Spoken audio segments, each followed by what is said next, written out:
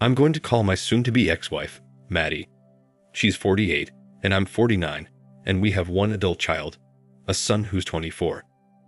I'd assume we had a great marriage and thought Maddie was my best friend, someone I could trust with my life. We got along really well and never had any significant arguments. Sure, we had our minor disagreements along the way, but we always worked through them and never went to bed mad. In bed is where we really clicked, as we both are very adventurous and have extremely high libidos. We liked doing everything and kept our relationship fresh by going on dates, taking romantic vacations, and making time for bedroom fun. Believe it or not, we still did it in the car or in the outdoors when we had the opportunity. I know this sounds immature, but that's how much we enjoyed each other. I was very happy in our marriage and believed she was too. I'll now explain how I found out. Did I find a racy email or text between her and her paramour? No. Did I catch them in the act? No. I found out through her lover's ex-girlfriend, who I'll call Sarah. Sarah found me on LinkedIn and sent me an email message asking to talk. When we spoke, I didn't know what to make of what she was telling me, and at first, I thought it was some sort of prank that Maddie was playing on me. That was until Sarah sent me a series of pictures and a video of them in action. Then reality hit me. Seeing Maddie doing all the most intimate things with a strange guy shattered my soul. I'll never be able to get those images out of my head, nor will I ever be able to forgive her. To me, she has committed the most egregious marriage violation imaginable, from which there is no coming back. Now for background on how the affair started. Maddie's corporate office is in New York City, and she travels there a couple times a year for meetings. Her company likes to have these meetings during the first part of the week, so she normally flies out Sunday afternoon and comes back Tuesday evening. This has been the routine ever since she's worked for this company. When there, she always stays at one of the hotels within walking distance of the office. It was at one such hotel where she met her boy Toy, a guy 15 years her junior who worked as a bartender. According to Sarah, her ex told her they just clicked and spontaneously hooked up one night 3 years ago. After that, they continued these biannual hookups for 2 years until the affair ended last year. According to Sarah, he told her they were only together 5 times, and all the encounters occurred on Sunday evenings in Maddie's hotel room. He swore they never kissed, and he always wore a condom. Yeah, right? Sarah said she discovered the affair 6 months after it ended. After finding the graphic messages and pictures on his old smartphone, she confronted him, he confessed, and she kicked him out.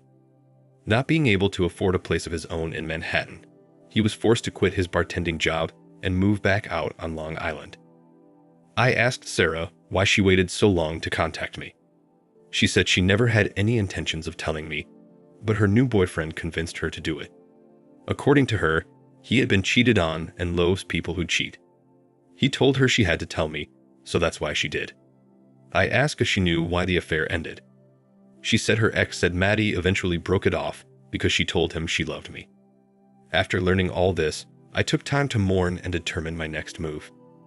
After giving it much thought, I've decided to divorce Maddie. While I still love her, I will never trust her again and will always think of her and the loser bartender. I've also decided not to confront her and plan just to blindside her with divorce papers. I don't want to give her a chance to explain herself or listen to her excuses and apologies. I want to make the day she served so dramatic that she feels worse than I felt when I found out about her affair. It's my revenge for her betrayal. In the meantime, I'm going to act like everything is normal and play nice, extra nice. My situation is proof this kind of thing can happen to anyone, even after 27 years. I never dreamed I'd be one of those hurt people telling their personal story to the world, but here I am. My parting words of wisdom for the married guys out there is to never get too comfortable with your spouse and stay vigilant. Be alert at all times, my friends. Marriages are built on trust. If your spouse betrays that trust, then they're not worthy of keeping around. The day the divorce papers are ready, I plan to move my belongings into storage, then have her served at work. When she calls me, I'll tell her I've known about everything for weeks and send her one of the graphic pictures Sarah sent to me to prove it. Every time she calls or texts me again after that, I'll send her another picture, then another. I'll then let our families know I'm divorcing her and why. Right now, I feel good about my decision and can't wait for the day when I can destroy her life, just like she's destroyed mine. After things play out, I'll come back to provide an update. Now for the first update. Damn it. Why don't things ever go according to plan? The day came to serve Maddie and things were falling into place. I had all my stuff moved out in the morning, and that afternoon, a courier made the special delivery to her office and Maddie was served. As expected, she lost her mind and immediately called me, and I answered. I told her I knew about every detail about her affair with her boy toy bartender and had filed for divorce. She begged me to let her explain. I told her I had already moved out and she should get an attorney, then disconnected the call. As predicted, she started calling me and I sent her the first photo. With each additional attempt she made, I sent her another. At that point, everything was going as planned. That evening, I called my son and told him. He was surprised and upset as you would expect. He asked me if there was any chance of working things out and I told him no, not after what she had done. I told him, son, never stay with a cheater. After we finished talking, I was about to call my parents when my mom called and said Maddie just left their house. She was there frantically looking for me. While there, she confessed everything to my parents and said she has been in counseling since breaking off the affair last year. She told them she's been diagnosed with sex addiction. That's right, folks. She claims her cheating was all due to a mental addiction she has where she cannot resist the temptation of sex. Can you believe this? I then headed over to my parents' house to talk with them. To my frustration, they both tried talking me out of divorcing Maddie. They weren't condoning what she did, but said it says a lot that she broke off the affair on her own and has been in treatment ever since. My mom was especially vocal, but Dad also tried to soften me up. I told him a man should never stay with a cheater, and I was shocked and disappointed by their reaction. I told him the whole addiction thing is nothing more than an excuse for cheating. To me, I believe in the saying, if you do the crime, you must do the time. The ultimate time or penalty for marital cheating is to divorce, and that's what I'm going to do. Before I left, my parents told me they will support whatever decision I make, but ask that I think about it. I told them I already had and left. When I got back to the apartment I rented, I called Maddie's dad to tell them I was coming over to talk. He told me Maddie was just there, and she told them everything, just as she had done with my parents. He said he doesn't believe the whole addiction thing either, but asked if I would take some time before I threw in the towel. We talked more, and I didn't promise anything, but I said I'd think about it. I'm very close with her parents, so divorcing will mean losing them too, which will be difficult. That night, Maddie tried calling me several times, but I didn't answer. Saturday morning, my son called and told me his mother called him last night too, and confessed to everything. I have to give her credit for that. She has taken full responsibility for her actions and has confessed to our entire family. My son told me he was thoroughly disgusted with his mother and fully supports me. He said he knows I'll be getting a lot of pressure from his grandparents and said he will support whatever I decide to do.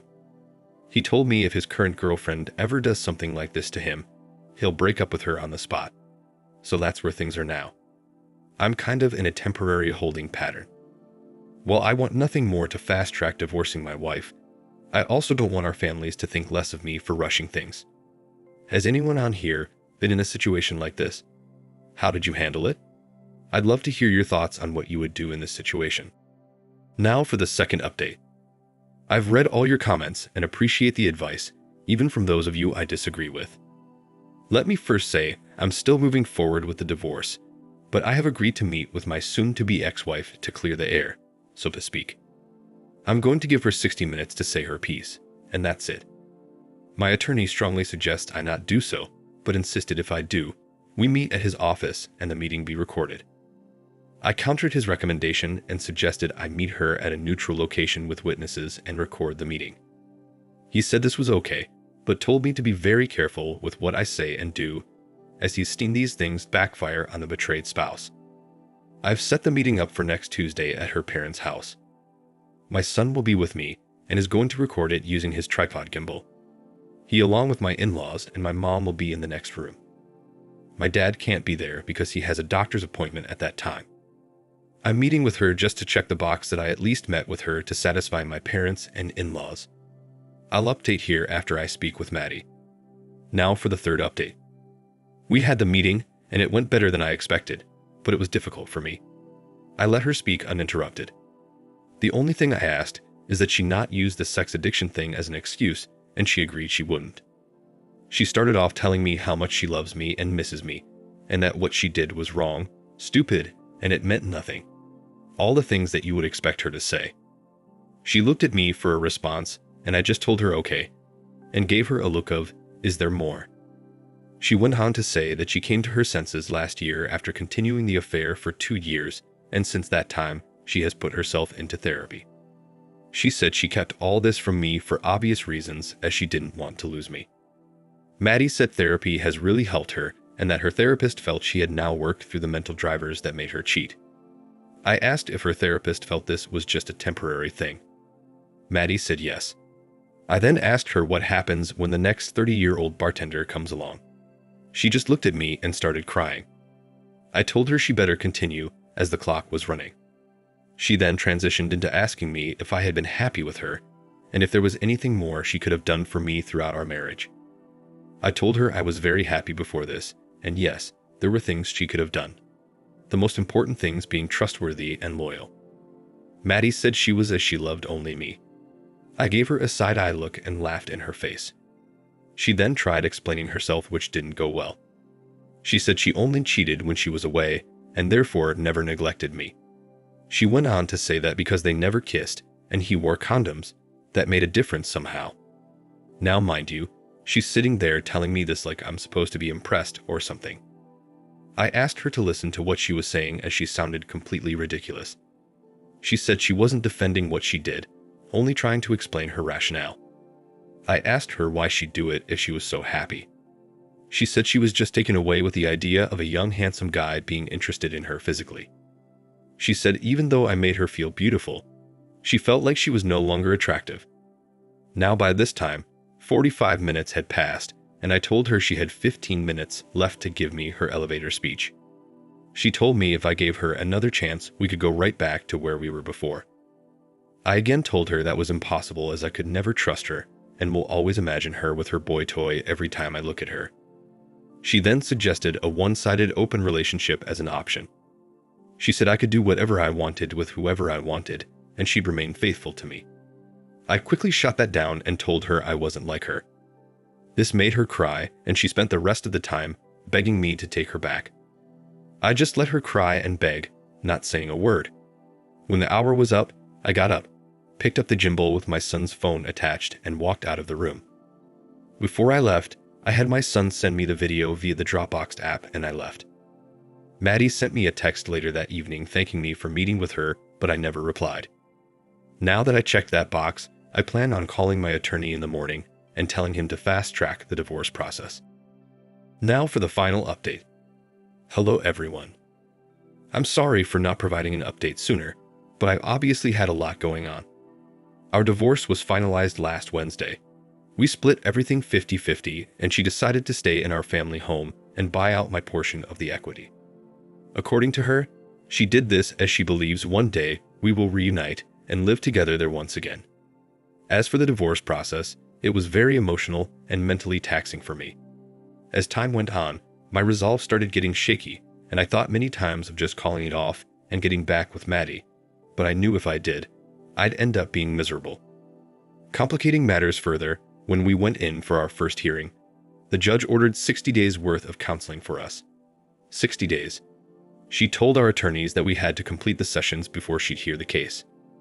I asked my attorney if she had the authority to demand this, and he said she does, and there wasn't much we could do about it.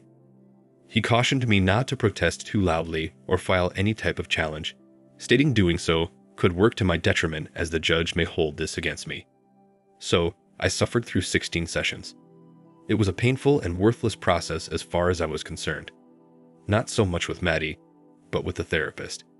She seemed to put all the attention and blame on me. I had to remind her a few times that I wasn't the one who cheated here. Eventually, after feeling browbeat for several sessions, I came up with a strategy to get her off my back. I told her that I viewed Maddie as my worst enemy. She asked me why I would say that, and I explained that no one has ever betrayed me like she has.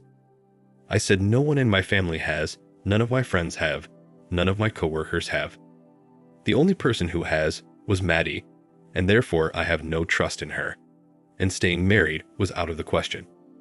The therapist didn't have a good comeback for this, so I used it in every session and it worked. After completing the counseling, a follow-up hearing was scheduled and the rest of the process was relatively painless. The judge asked if we attended counseling and what the outcome was. My attorney stated we had, and that my decision was to proceed with the divorce. Maddie's attorney said Maddie appreciated me attending the sessions, but that it was her wish that we would reconcile. The judge said that doesn't seem possible at this point, so we will proceed with the hearing, and 90 minutes later, it was all over. To Maddie's credit, she gave me space and didn't try contacting me between our counseling sessions, and said everything she had to say in the sessions themselves. The whole time, she never tried blaming me and just kept stating that her primary goal in life was to remain my wife. She even stepped in a few times when the therapist was being difficult and told her that I wasn't the bad guy here she was. Maddie could have made the entire process much more difficult and expensive, but she didn't, and I appreciated that. As a way of thanking her, I took her out to dinner the day after our divorce was finalized and then went back to her house for a nightcap. There we ended up getting physical for the first time in over a year. It was great, and I felt really good about everything afterwards. Now, you may be asking yourself, how does this make sense? Well, for me, I just couldn't stay married to her after she cheated and wouldn't even consider living with her again. But that doesn't mean I don't desire her physically, because I do, and likely always will. She understands our relationship going forward will be just a physical thing, kind of like she had with the bartender. She told me she'll accept that for now, but said she wants more and will never stop trying. While I've not yet done so, I do plan to start dating other women, and Maddie knows this. I explained to Maddie, if one of those relationships turns into something serious, then I will end our relationship. She told me she understands, but doesn't want to think about that and doesn't like it. She also told me she plans to remain monogamous and committed to me even if I do find someone else. While I miss the way things used to be, I like this new arrangement we have, and for the first time in a long time, I feel good about myself and the future. Thank you for watching. Like and subscribe if you enjoyed the video. See you next time.